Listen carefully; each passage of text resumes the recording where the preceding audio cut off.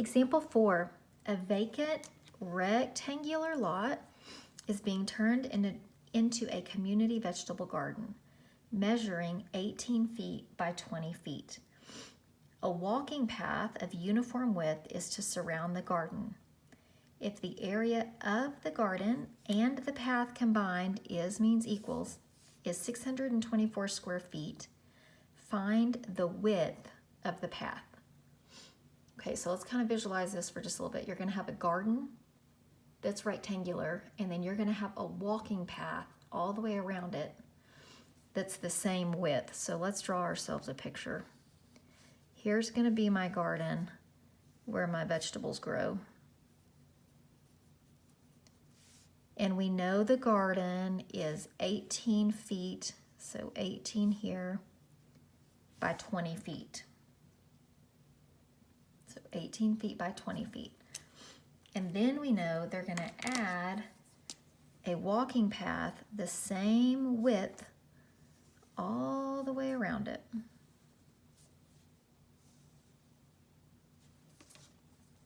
Okay, so over here, all this blue part is going to be the walking path. Now, the question was, how wide is the path going to be? So we know the path is going to be the same width on all four sides. But we don't know the width, so let's call the width X. So I could call all these little black lines I put in X. All right, so when I add this walkway, that's going to make this rectangle bigger. And they told me in my problem, the garden and the path together, the area for all of it is 624. So area is length times width, so 624 square feet is going to be the total area. Now the question is, what is this length and what is this width? All right, so let's think about that for a sec. My original length is 20 feet. If I have 20 feet right here with this purple, my new length is going to have 2 sidewalks added onto it, of which I do not know the width. So that's going to be 20 plus 2x, because I have a path on both sides. My new width was originally 18, but I'm adding 2 sidewalks on top and bottom, so this will be 18 plus 2x. Okay, so here's my width, here's my length, or my width and my length. Okay. To put over here in my equation, keep in mind they're looking for the uniform width of the path, so once I find x, I have my answer. Okay, so I have 624 equals 18 plus 2x times 20 plus 2x. Okay, over here on the right-hand side, you've got to distribute everything out. So if you need to pause the video for a sec and distribute it out, go for it. That's going to give you 624. When you distribute and combine like terms, you get 360 plus 76x plus 4x squared. So distribute it, combine like terms over on the right-hand side, and that's what you should have. Okay, then because I have an x squared, x, and a number, I need to move this 624 over. Now on this case, when I move it over, by subtracting it, I can put it together with this 360. Also, one thing to notice, I have my x squared last right here. If you would prefer it to be first, which is a good idea, rewrite it when you add these numbers together. So I have 4x squared plus 76x, 360 minus 624 is negative 264. So all I did was reorder those terms over there. It'll help us, especially if you use quadratic formula, to be sure that you have your A, B, and C correct. Okay, similar to the top problem, everybody has a factor of 4. So I'm going to divide them all by 4. So that's going to give me 0 equals x squared plus 19x minus 66. And again, at this point right here, we can either use quadratic formula or factor. Either method, whatever you prefer. I'm going to show you how it factors, and if you want to check it with the quadratic formula, that's great. So this technically factors to x plus 22, x minus 3. Because really the hard part here, the new part, is setting up these word problems. We should have quite a bit of practice solving and factoring, although I know it's super fast, so it's hard to get enough time in. So this x plus 22, subtract 22, and you get x to be negative 22. That says that the walkway would be negative 22 feet wide, which does not make any sense. Okay. This one over here, x minus 3 equals 0, add 3 to both sides, and you get x to be 3.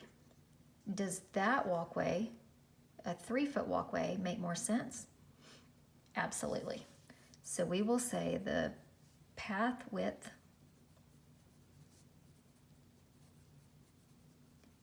is 3 feet.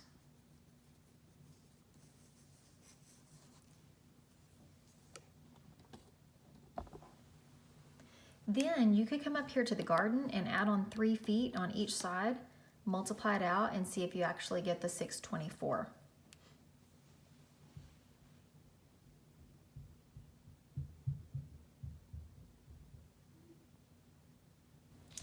The next example is going to deal with the volume of a rectangular prism.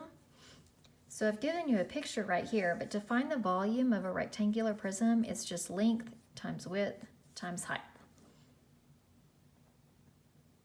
Okay, so if I'm going to label my picture, the length is right here, the width is right here, and then however tall it is would be my height. So it says the volume of a suitcase is 1,920 cubic inches. The height is 12 inches, and the length is 6 inches longer than the width. Find the dimensions of the suitcase. Okay, so we've got to think about this for a second. If this is my general picture right here, it tells me my height is 12 inches. It tells me the length is 6 inches longer than the width, but I don't know anything about the width.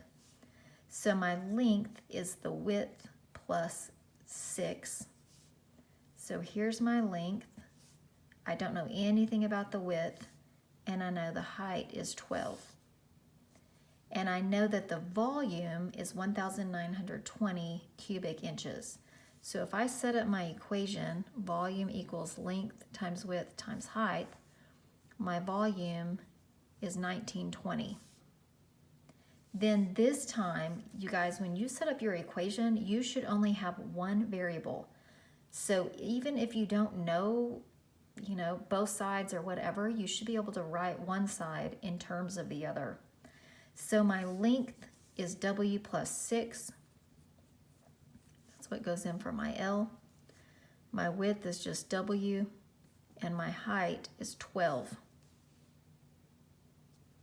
Okay, so on the left I have 1920. Over here on the right, I basically have W plus 6. If I multiply the W and the 12, that's 12W. And I'm going to take this 12W and distribute it. This time it's going to be backwards. Because multiplication, when you multiply, it doesn't matter the order. So if you had put 12 and then W plus 6, you'd still get the same thing. So this is 1920 equals 12W times W is 12W squared. 6 times 12 is 72. So 12W squared plus 72W. And again, this is just like the previous ones. Because I have a factor squared, a factor, and a number, I need to get 0 on one side. And then not a bad idea when you're doing these word problems to see if you can clean it up a little bit by dividing by a common factor. So minus 1920 minus 1920. It's going to give me 0 equals 12w squared plus 72w minus 1920. And then if you don't know if anything's in common, start with the biggest number. You can technically divide all of these by 12. Just keeping in mind, if you do it somewhere, you have to do it everywhere. That's going to leave me 0 on the left equals w squared plus 6w minus 160.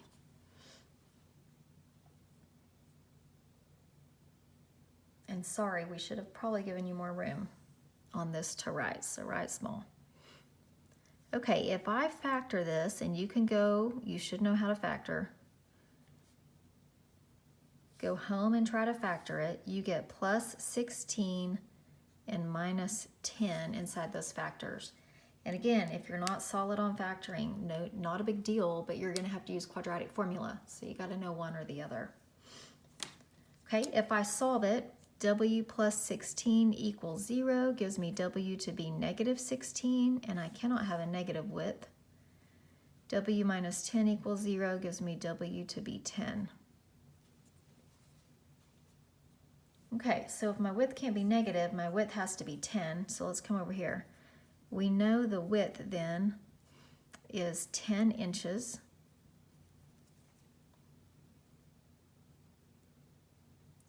The height they gave us, so the height is 12 inches. And then my length is my width plus 6. So if my width is 10, my length is going to be 16 inches.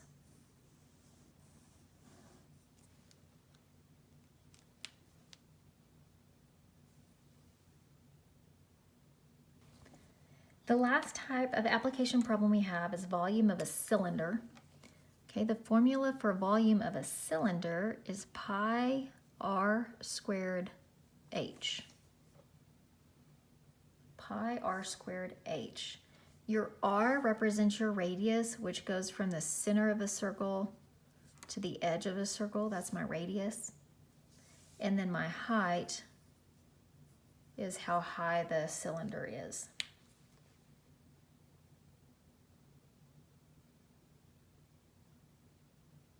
Okay, so it says the height of a cylindrical bale of hay is 5 feet. So if I kind of just recreate this cylinder,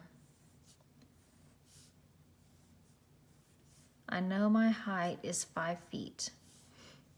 If the volume is 62.83 cubic foot, find the radius to the nearest whole foot. So I'm looking for my radius, which is going to be right there. If you're looking for the radius, if you look back up here at this formula, you have to know then the volume and the height or something about them because you can only have one unknown. So if I plug what I know into this formula, volume equals pi r squared h. My volume is 62.83 equals pi. I do not know my r, so keep it r squared, and my height is 5. Okay, so I'm going to write this just a little bit different so you can see what we're doing. These will be easier than the ones we've had. The 5 and the pi is 3.1415, and it keeps going. Those two things I could put together out front, so I have 5 pi r squared. This is a quadratic because I have a square, and y'all, all of them should be. This is my only variable though, so because I can isolate him and I don't have another term with just a regular r in it, I'm going to do that like I did on the Pythagorean theorem, and then I'm going to square root it. So the coefficient on that r squared, although it looks weird, is 5 pi. So if I divide both sides by 5 pi, let's do that and get a decimal, and then we'll actually calculate r.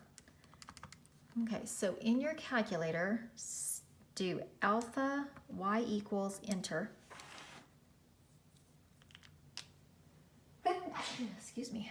And then I have 62.83 on top. 5, and to get your pi, if you look right above this carrot top symbol in blue, That means you have to hit second caret top to get to your pi.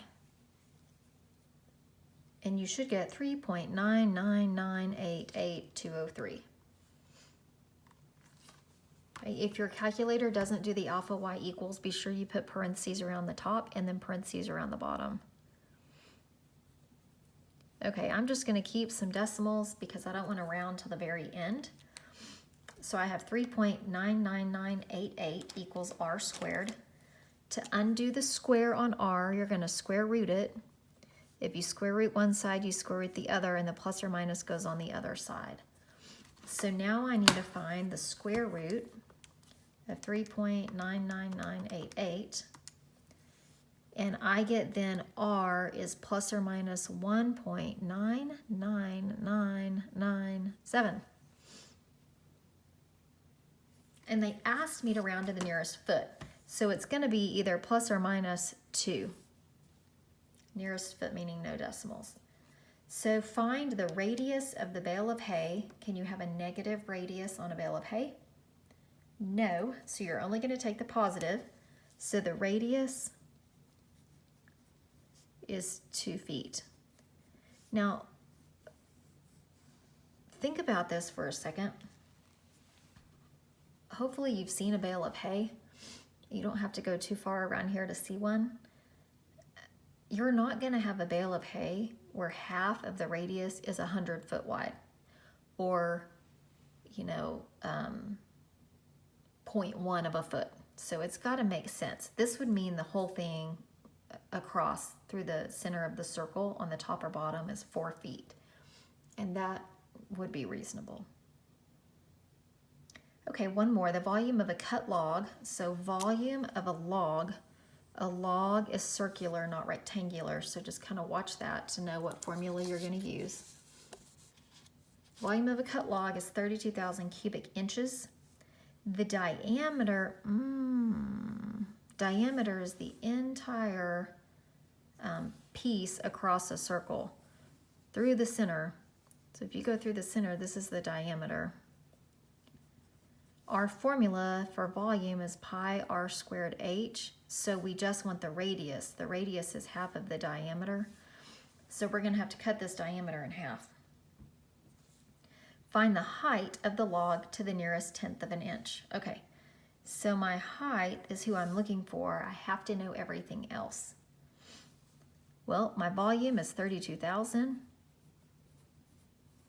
Pi just stays pi. My radius is going to be half of the diameter. If the diameter is 32, half of 32 is 16.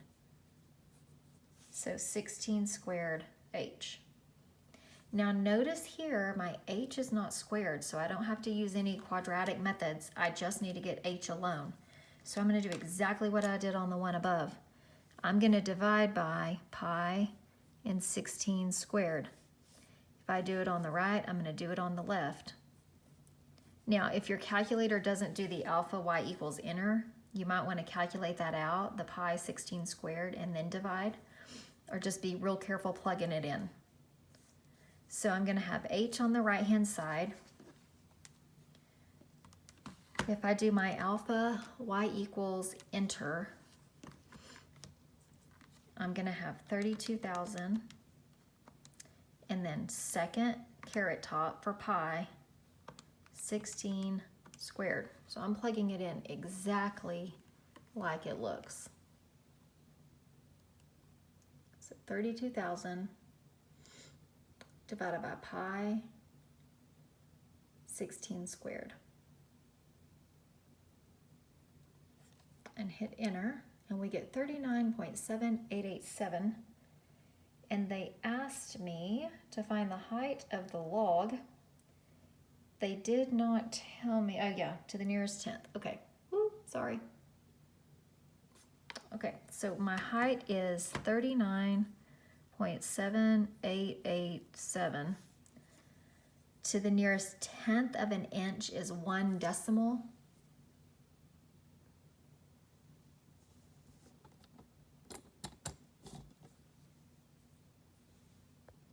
Here we go. Okay. So 39.7887, nearest tenth of an inch is 1 decimal. So looking to the right of the 7, because I have an 8, it'll be 39.8 inches. No square root property on that one because your variable is not squared.